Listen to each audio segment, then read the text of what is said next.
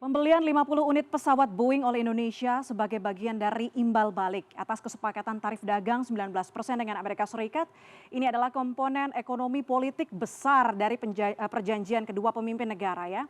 Kita bedah bagaimana Boeing menjadi simbolik demi imbal balik ya. Realistiskah kita buka datanya satu persatu? Yang pertama kita lihat, ini pertanyaan utama. Mengapa harus Boeing? Secara simbolik kalau kita lihat Boeing ini adalah produsen pesawat terbesar, kemudian ikon industri strategis di Amerika Serikat ya. Pembelian ini jelas punya nilai politik yang besar bagi pemerintahan Donald Trump.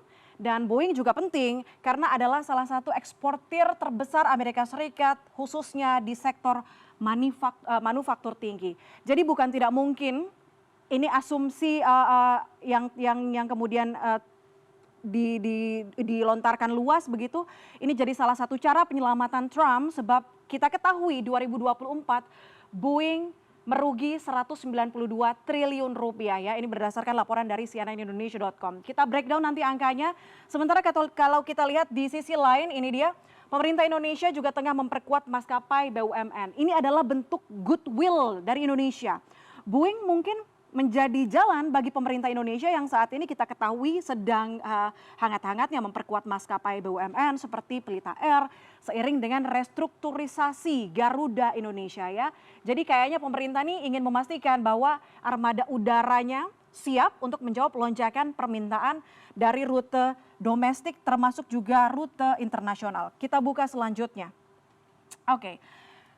Yang selanjutnya jadi pertanyaan adalah apa sih pesawat yang akan dibeli? Prediksinya adalah ini ya, ada dua prediksi pesawat yang akan dibeli. Nggak tanggung-tanggung, totalnya diperkirakan mencapai 50 unit pesawat.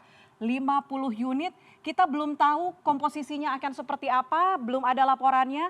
Namun dari informasi yang beredar di Reuters dan juga Financial Times, ada dua tipe ini. Yang pertama adalah Boeing 737 MAX ya. Pesawat narrow body ini jarak menengah kalau kita lihat perbandingan ukurannya dari pesawat ini terlihat lebih kecil daripada yang di bawahnya. Jadi pesawat Boeing 737 MAX ini lebih kecil yang cocok untuk rute domestik dan juga regional di Indonesia. Sementara kalau 777 atau 777 ada 9X dan juga 777F ini lebih besar ukurannya kalau kita lihat dari yang sebelumnya adalah Boeing 737. Ini pesawat dengan wide body, jarak jauh, kemudian rutenya adalah internasional ataupun kargo. Kita belum tahu 50 unit ini apakah 25 dari 737 atau 25 dari 777 atau lebih banyak 777, belum tahu kebutuhannya di mana ya. Nanti kita akan bahas lebih lanjut. Berikutnya, kita geser ke sini, harganya, nah ini bukan pembelian kecil bos, ini harganya gila-gilaan gitu ya.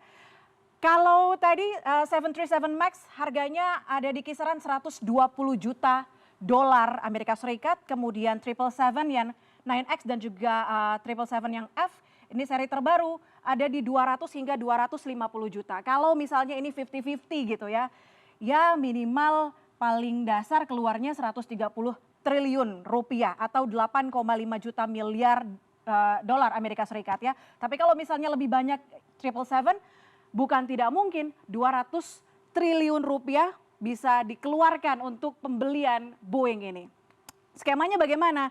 Nah ini di indeks ekonomi di era ini ya, ini semuanya nggak akan dibayar dengan tunai, sudah pasti. Diprediksi via leasing internasional, kemudian skema cicilan jangka panjang dan juga pembayaran bertahap. Apalagi sekarang kita ketahui ada Danantara, kemudian kemarin juga Danantara membantu Garuda Indonesia. Prediksinya adalah melibatkan BUMN dan juga investor swasta. Oke, kita bergeser sekarang. Oke, nah ini ada pro kontra. Apakah kemudian realistis pembelian ini? Sejumlah ekonom dan pengamat aviasi menyampaikan pro dan kontranya. Ada banyak sebetulnya, tapi ini beberapa yang kami highlight. Pro-nya jelas ada akses dagang Indonesia ke Amerika Serikat terbuka karena memang itu tujuannya ya. Nah selain itu pembelian ini punya potensi untuk mendorong ekspansi konektivitas udara nasional. Sementara yang ketiga, industri kita pun akan semakin kaya begitu dengan transfer teknologi dan juga diplomasi industri. Tapi kontranya juga ada. Diketahui Indonesia masih punya kelebihan kapasitas pesawat, terutama pasca pandemi dan juga keterbatasan infrastruktur bandara sekunder. Kita ketahui banyak armada Garuda dan juga Sriwijaya ini masih dalam status idle. Belum lagi dengan perubahan teknologi dalam sistem ataupun mesin Boeing membuat pilot-pilot Indonesia ini dia harus mendapatkan training atau lisensi untuk bisa menerbangkan Boeing tipe 737 MAX atau 777-9X atau F ya. Oke. Ini Boeing bukanlah soal pesawat saja, kedepannya tantangan kita adalah memastikan bahwa setiap langkah besar simbolik ini benar-benar memberikan manfaat strategis dan juga ekonomi yang nyata bagi rakyat Indonesia.